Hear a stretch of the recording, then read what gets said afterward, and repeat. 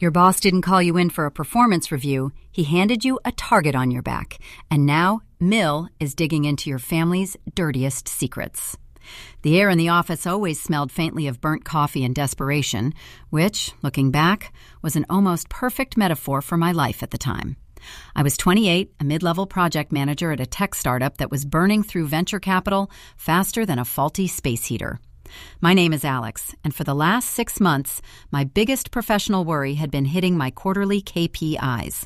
That changed the Tuesday morning my boss, Mr. Henderson, a man whose hairline was receding almost as fast as the company's stock price, called me into his glass-walled cage. Henderson didn't offer pleasantries. He never did. He slid a thin beige manila folder across his massive, polished mahogany desk. It looked aggressively ordinary, the kind of folder you'd use to organize tax receipts, not whatever this was. "Alex," he began, his voice tight, the usual booming confidence replaced by a strange, measured cadence. "You know the acquisition talks with Magellan Integrated Logistics, Mill, have been heating up. They're huge. They could save us." I nodded, trying to maintain professional composure, while my internal monologue screamed, "Save us? Henderson, you're 3 layoffs away from selling your vintage watch collection just to make payroll." "Yes, sir. I've been coordinating the technical due diligence packages." "Good. Keep doing that. But there's a complication, a sensitivity." He tapped the folder with a perfectly manicured index finger. "Mill isn't just doing standard due diligence on our financials and IP. They've hired someone external to do a deep dive, a third-party background check. And I'm not talking about checking your LinkedIn." My stomach did a slow, sickening flip. I'd always kept my nose clean.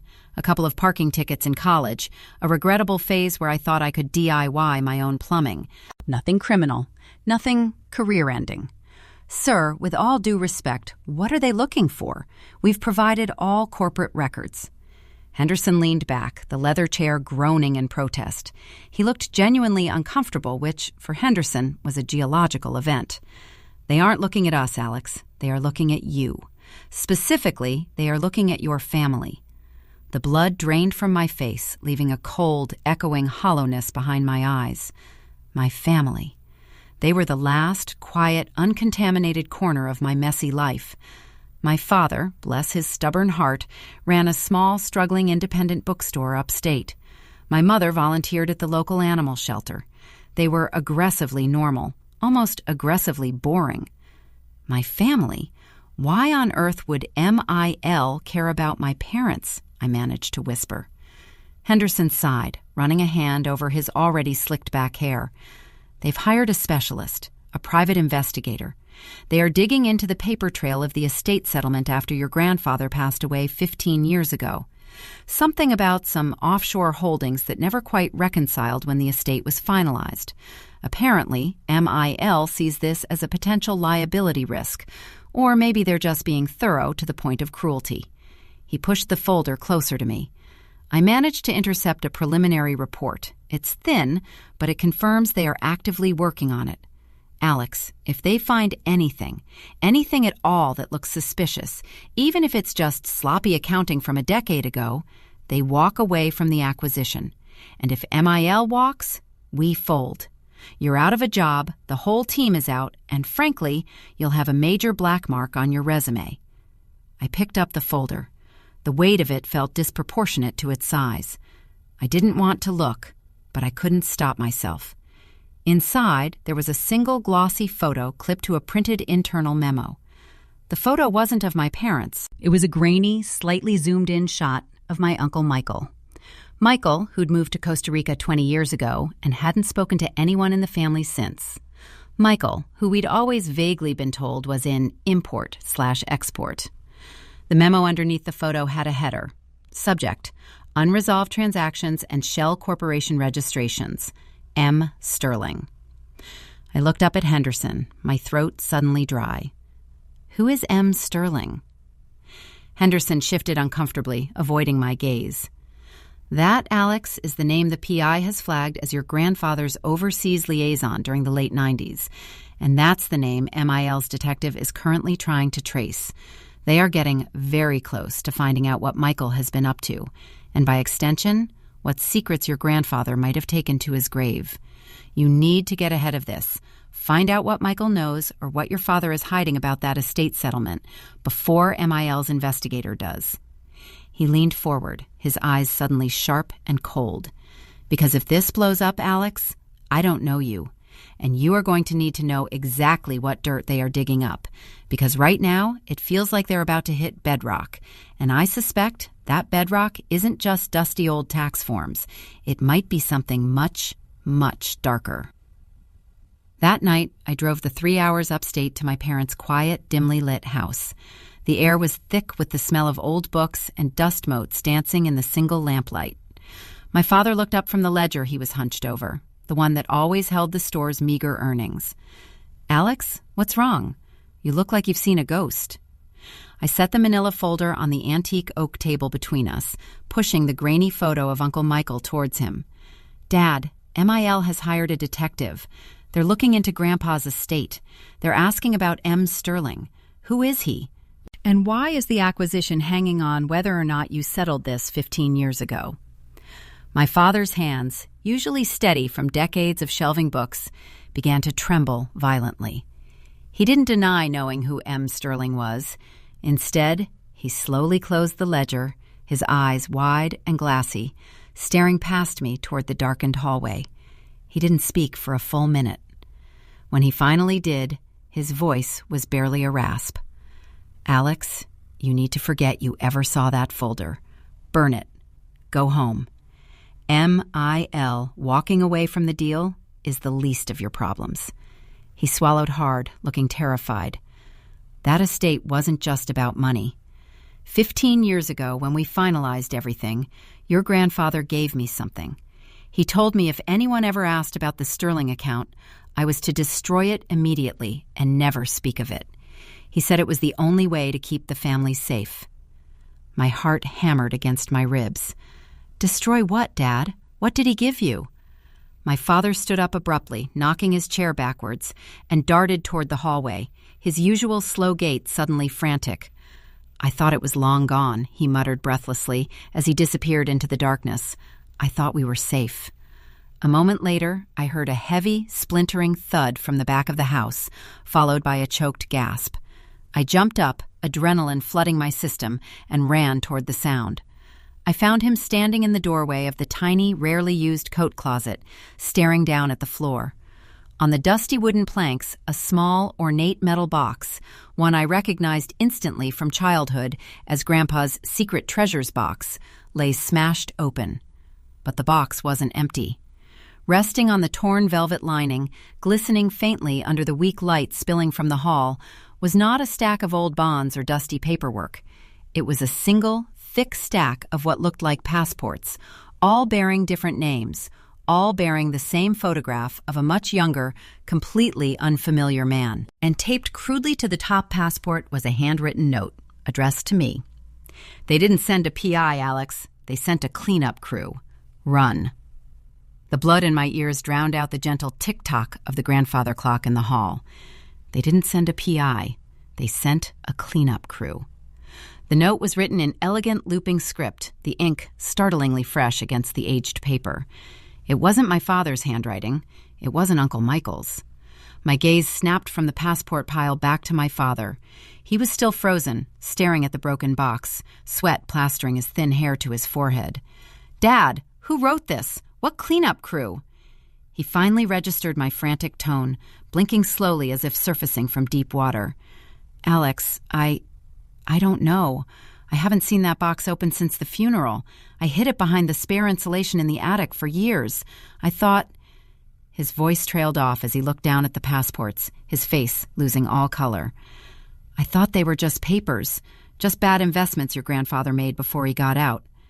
"Got out of what, Dad? Organized crime? Espionage?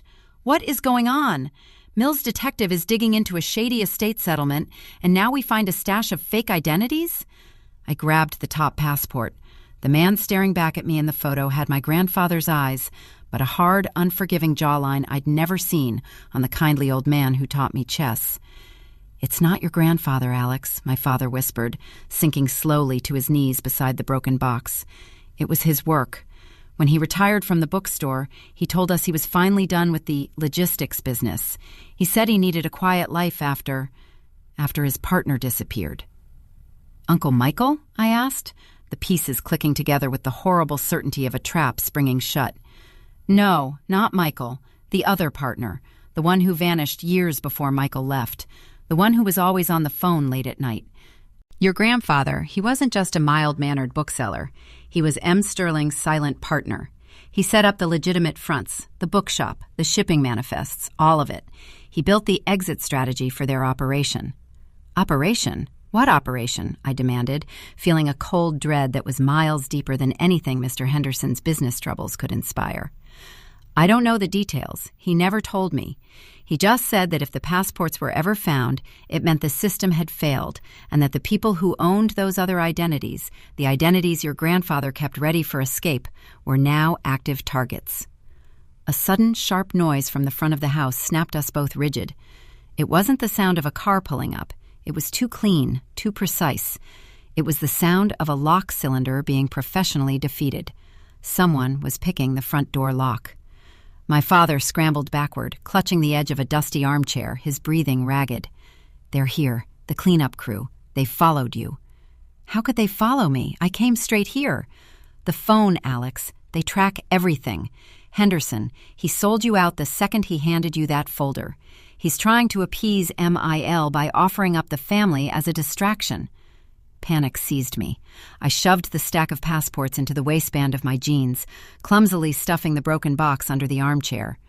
We need to get out the back. Is there another way out of the kitchen? The storm cellar door, maybe, but it sticks, my father stammered, pointing toward the kitchen doorway. Hurry! We burst into the kitchen, the linoleum cool beneath my rapidly tapping feet. The front door clicked open downstairs, followed by the measured, heavy sound of boots moving across the living room rug. Not the clumsy steps of a local PI, but the controlled tread of trained security personnel.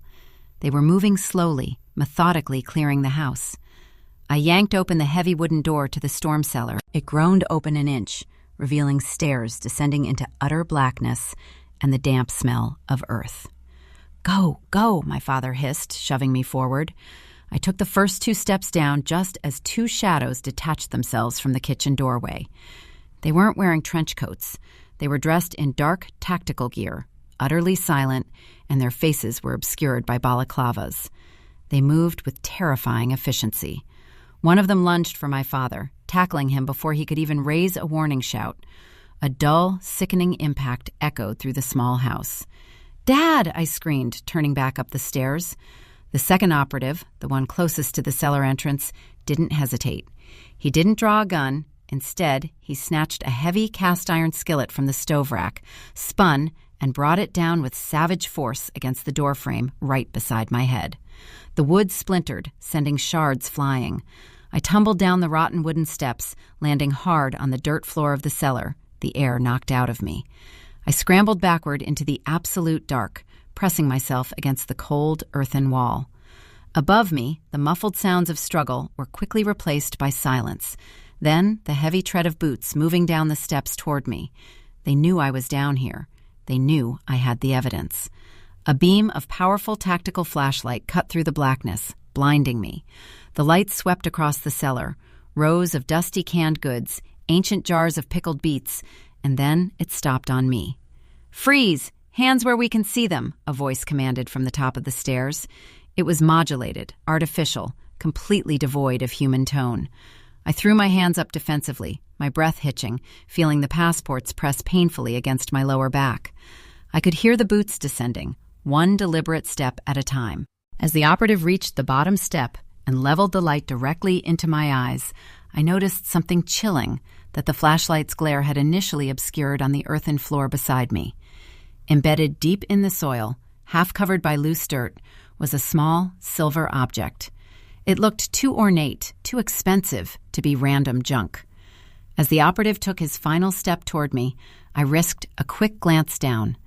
It was an engraved cigar cutter, the kind only a very specific, wealthy individual would carry. And engraved on the handle, so small I almost missed it, was a single, familiar initial. H. Before I could process whether this meant Henderson was directly involved or if this was just a bizarre coincidence, the operative kicked something hard against my shin. Not a warning, but a confirmation. It was the heavy, ornate metal clasp from my grandfather's secret treasures box. And as he reached for me, his gloved hand closing around my arm, a faint, almost inaudible sound drifted down from the main floor of the house, clearly audible in the sudden vacuum of silence. The distinct, confident ring of Mr. Henderson's personal cell phone, followed by his familiar booming voice echoing from the kitchen above. "Yes, MIL? The package is secured. Tell Mr. Thorne we found everything he was looking for." The sound of Henderson's voice, booming, confident, utterly betraying, was the final, crushing blow. They found everything he was looking for. It wasn't just my father they'd subdued. It was a full-scale extraction operation orchestrated by the very man who'd pretended to be my ally. The man who was supposed to save our company was actively selling my family down the river to the people buying it. The operative gripping my arm tightened his hold, effortlessly pinioning me against the damp, cold wall. His grip was like steel, leaving no room for negotiation. "Don't move," the modulated voice warned again, the sound flatlining any hope of pleading. I forced my eyes away from the horrifying glint of Henderson's cigar cutter near my feet and focused on the two figures silhouetted at the top of the cellar steps. They were waiting for the all clear. I had seconds, maybe less. The passports were still tucked inside my jeans, a paper bomb strapped to my waist. "It's done," Henderson's voice chirped from above, sickeningly jovial. "The documents are located. Send the cleanup team upstairs for extraction on the primary target, the father. We need to ensure complete silence on the familial lineage." Primary target, familial lineage. They weren't just after the passports. They were making sure there were no witnesses left to talk about M. Sterling or my grandfather's true life. My heart hammered a frantic rhythm against the pile of passports. I couldn't fight the operative holding me. He was too strong, too trained. But I could create a diversion. I focused on the one thing I had control over, the dust and the dirt. With a desperate surge of adrenaline, I drove my heel down onto the soil, grinding my foot hard against the ground exactly where the cigar cutter lay. I didn't just scuff the dirt. I kicked up a dense, blinding cloud of fine, dry earth straight toward the operative's flashlight beam. The effect was instantaneous and chaotic. The beam was swallowed by the brown fog. The operative roared in surprise, momentarily releasing his grip to shield his eyes and adjust the light. It was the break I needed. I dropped low, ignoring the pain radiating up my leg from the fall, and simultaneously ripped the stack of passports out of my waistband. I didn't run for the stairs. They were covered. I launched myself sideways, toward the far corner of the cellar where the canned goods lined the shelves. "Subject is attempting escape. Contain!" the voice barked from above. I slammed into the shelving unit. The old, rusting metal groaned in protest. I grabbed the nearest heavy object, a giant, ancient jar of what might have been pickled cabbage, and hurled it blindly in the direction of the operative's struggling form. It connected with a dull thud against something solid, flesh or gear, I couldn't tell, and the flashlight clattered to the dirt floor, plunging the cellar into absolute suffocating blackness once more. Now there were two distinct sounds of movement. The operative recovering near the stairs, cursing under his breath, and the heavy, uneven tread of someone else coming down the stairs. Someone who wasn't with the tactical team. Someone who sounded panicked. "Alex, are you down there?" It was my father's voice, strained but intact, coming from the shadows where I'd hidden earlier. He must have managed to slip past the first man when the diversion started. "Dad, stay back. They're right here." The operative who'd lost his light was moving fast, relying on instinct and training. I heard the distinct snick of a weapon being readied. Not a firearm, but something smaller, sharper. Then a new voice cut through the darkness from the top of the stairs, deeper and infinitely more dangerous than Henderson's corporate drone voice. It was the voice of authority, the voice that terrified the mercenaries. "Hold your positions. Do not harm the asset. I want the boy alive." The voice was cold, cultured, and utterly menacing. It was the voice of Mr. Thorne, the CEO of MIL, the man who orchestrated this entire takeover. The operative near the cellar door froze instantly, snapping to attention at the new command. The movement gave my father the crucial second he needed. "The side passage, Alex. Follow the drain pipe," my father hissed, already scrambling toward the far wall where the old stone foundation met the dirt floor. I bolted toward the sound of his voice, clutching the passports. As I ran, my foot struck something soft and yielding in the darkness. I risked a split-second glance down, seeing the beam of a second tactical light, this one held by the second operative, who had just descended the stairs behind the first, sweep across the floor. It illuminated my father. He was trying to pry open a rusted, nearly sealed ventilation grate set into the foundation wall. But as the light hit him, the operative nearest the bottom of the stairs stepped forward and raised a heavy boot. He didn't kick the grate. He kicked my father's outstretched hand with crushing force. My father let out a ragged, inhuman cry of pain, recoiling from the grate, clutching his mangled hand. "The hand, Dad! Let go!" I yelled, reaching him just as the first operative, regaining his composure, closed the distance. The operative pinned me against the stone wall again, but this time he wasn't interested in quiet restraint. He wrenched the passports from my grasp with brutal force. "Got them," he grunted into his headset, proceeding with secondary objective, father acquisition. As the second operative dragged my father toward the stairs leading back up to the kitchen, I saw my chance. The first operative had the documents, but he was momentarily distracted by confirming the handover upstairs. I spun my head around, spitting dirt and tasting blood, and looked back at the floor where the struggle had begun. The cigar cutter was still there, glinting under the sweeping beam of the second operative's light, Henderson's initial. And right next to it, half buried in the disturbed soil, was something else that hadn't been there before the fight. Something small, black, and cylindrical, clearly dropped in the chaos. It looked exactly like a suppressed pistol silencer, resting innocent on the cellar floor, suggesting that the cleanup crew hadn't just brought tactical equipment and iron skillets to the scene. They had brought heavy ordnance, meaning they were prepared for lethal force, not just corporate espionage. And if they were armed with silenced weapons, why was Mr. Thorne so insistent on keeping me alive? Just as I registered the horrifying implication of the dropped silencer, my father, despite his shattered hand, screamed one final desperate warning from the top of the stairs, his voice laced with pure terror. "Alex, don't touch that! It's a kill switch! If you move it—" The sentence was cut short by a sharp, sickening impact from upstairs, followed by the heavy thud of a body falling down the wooden cellar stairs, tumbling end over end toward me in the dark. The heavy, lifeless weight of my father hit the earthen floor mere inches from my outstretched hand. The impact was sickening, a dull, fleshy collision followed by the scraping sound of loose dirt settling around him. The cellar was suddenly too quiet.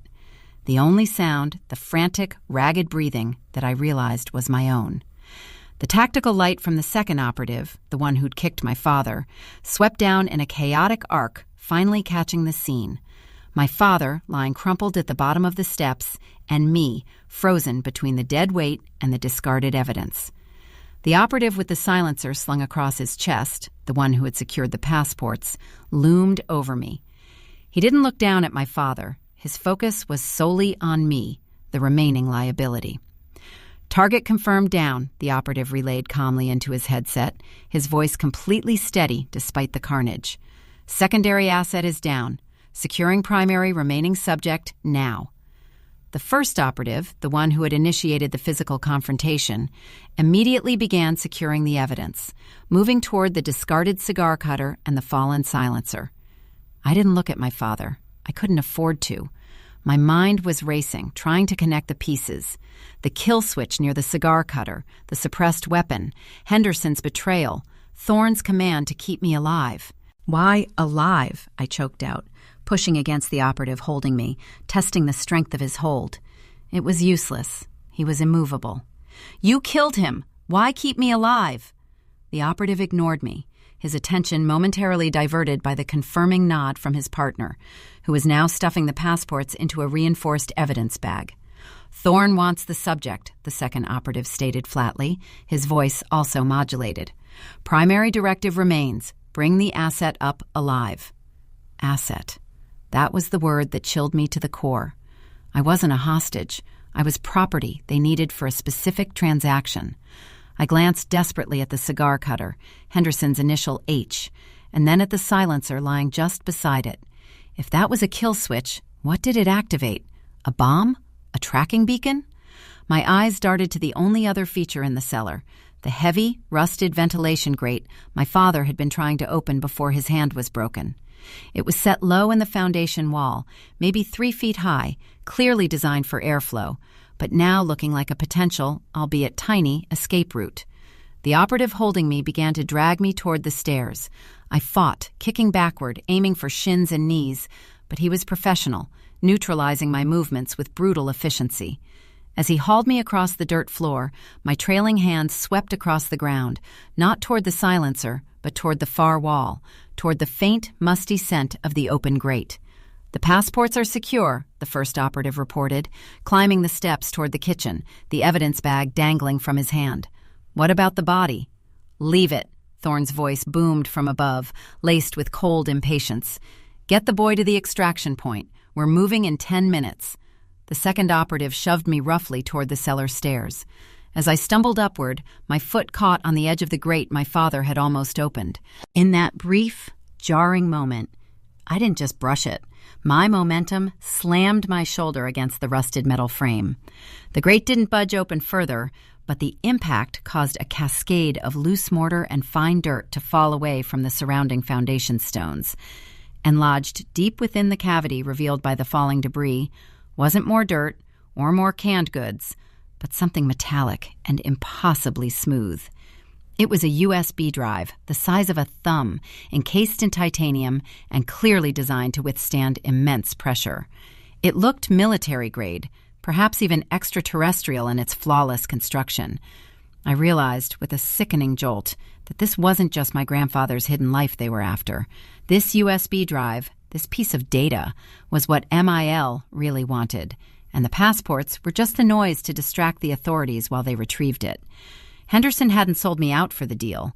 He sold me out to get access to my family's secrets. Secrets that apparently included military-grade data storage. The operative recognized my momentary halt. His face, visible only as a grim shadow above his balaclava, contorted with sudden, focused rage. He knew exactly what I'd seen.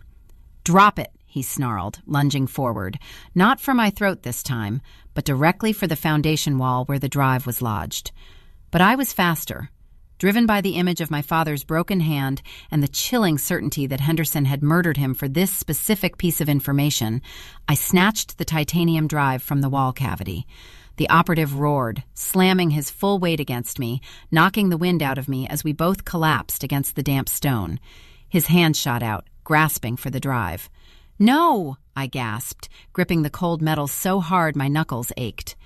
Just as our hands wrestled over the drive, the first operative, who had gone upstairs to confirm the passport retrieval, reappeared at the top of the steps, holding the evidence bag aloft. He looked down at the struggle below, and then his gaze dropped to the cigar cutter and the silencer, still lying on the dirt floor. He frowned, a flicker of confusion crossing his shadowed face. He stepped closer to the edge of the stairs, peering down at the arrangement of evidence Henderson had left behind. "Wait a minute," the first operative said, his modulated voice wavering slightly. "Sir, we have an issue. The silencer, it's not ours. It's keyed differently. And this cigar cutter, it's inscribed with the Thorne family crest, not Henderson's insignia." The tension in the cellar snapped taut. If the equipment wasn't theirs, who had supplied the cleanup crew that killed my father? And why was Henderson's betrayal a deliberate misdirection? Before anyone could process this catastrophic shift, a sharp, high-pitched whine pierced the tense silence. It wasn't coming from the operative's equipment. It was coming from the titanium USB drive clutched in my hand. The drive wasn't just storing data. It was broadcasting a signal. The whine abruptly stopped, replaced by a terrifying, heavy thump coming from somewhere outside the house, a sound too large to be a car, too resonant to be human. It sounded like something massive had landed heavily on the front lawn. Then, the modulated voice of the second operative, the one wrestling with me, suddenly cut out mid-sentence, replaced by a sharp, high-pitched static burst, like an electronic scream. The operative froze, his eyes widening behind his mask. He dropped his focus on me instantly, pivoting wildly toward the cellar entrance, his partner on the stairs doing the same. "What was that frequency disruption?" the first operative demanded from above, his voice laced with sudden, stark fear. "Status report on external security breach Gamma 7. The operative pinning me released his grip, pushing me away with a violent shove that sent me sprawling again, not toward the stairs, but toward the open ventilation grate. He scrambled backward, joining his partner at the foot of the stairs, both of them abandoning me entirely, training their weapons upward toward the ceiling, toward the sound of whatever colossal thing had just landed outside. In the sudden lull, with both men distracted by the external threat, I scrambled blindly toward the dark mouth of the cellar exit. My hand closed around the cold, smooth titanium drive again. As I pulled myself through the narrow, rusty opening of the grate, I risked one last look back. The two operatives were standing rigid, their weapon lights trained upward. The floor above them groaned under an immense, unseen pressure. And then a shadow fell across the cellar opening, a shadow far larger and deeper than any human form, just as a deep, resonant voice, clearly not Thorne's, not Henderson's, boomed down the stairwell, shaking the very foundations of the old house. "You shouldn't have touched my keys, Sterling. Now I'm taking everything back." The voice that boomed down the stairwell was guttural, ancient, and laced with an authority that instantly superseded the tactical jargon of MIL's operatives. My key. It confirmed everything: the passports, the stolen identity of M. Sterling, the fact that my grandfather was deep in something far beyond corporate espionage. This wasn't MIL's cleanup crew. This was the original debt collector. I was halfway through the ventilation grate, the titanium drive burning cold against my palm, when the first operative, the one holding the evidence bag, let out a sharp, strangled cry. "Sir, we have hostile engagement. Unidentified hostile signature. Requesting immediate extraction protocol," he yelled into his headset, his modulated voice finally breaking under pure terror.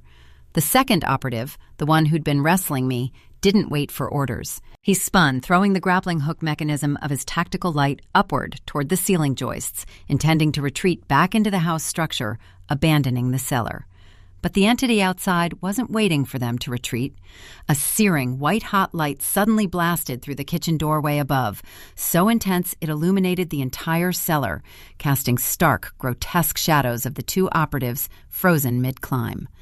It was followed by a sound that defied acoustics, a high-pitched shriek that felt less like noise and more like physical pressure being applied directly to the inside of my skull.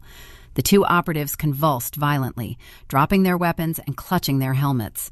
Their tactical gear sparked and fizzled like cheap electronics dropped into water.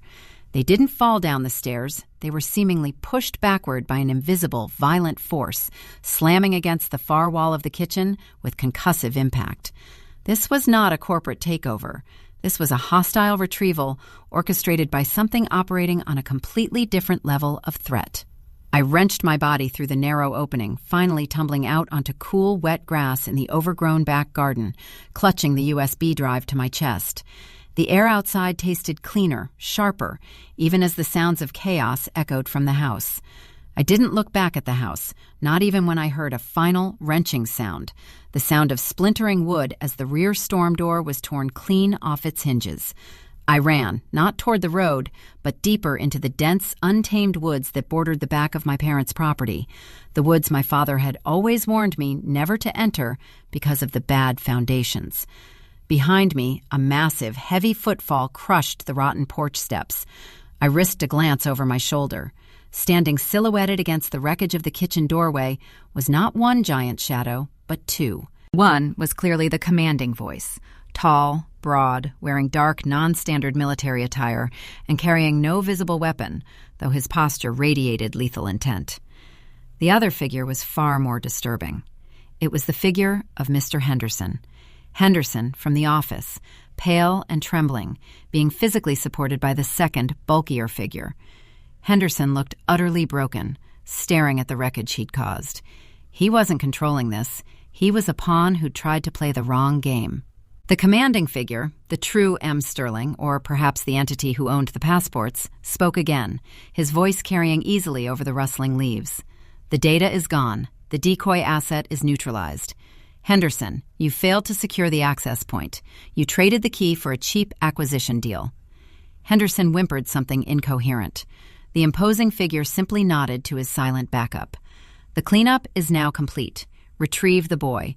He's the only one who can access the drive. I pumped my legs harder, the titanium drive now vibrating in my hand, humming a low, nearly inaudible frequency. I realized the drive wasn't the trigger. It was the key to unlocking what the drive contained, and that entity needed me alive to use it. I burst through a thicket of thorny bushes and suddenly stopped dead. I wasn't in the wild woods anymore. I was standing at the edge of a gravel clearing, and waiting there, parked discreetly under the shadow of an old water tower, was a sleek, black, unmarked helicopter, clearly the extraction vehicle for Thorne's contingent, arriving too late for their own men. The pilot was already running the pre-flight sequence, the blades beginning to churn slowly. I had one of two choices. Let the original owner of the data, the terrifying figure who had just executed my father, capture me, or surrender myself to MIL's security detail, who, despite their betrayal, were still the lesser of two immediate evils and might offer some semblance of jurisdiction. As the command voice bellowed from the woods behind me, "Stop him! The drive first!" I sprinted directly toward the idling helicopter. I reached the landing skid just as the pilot spotted me. He looked confused, seeing the frantic teenager running from the woods toward his waiting, armed escort.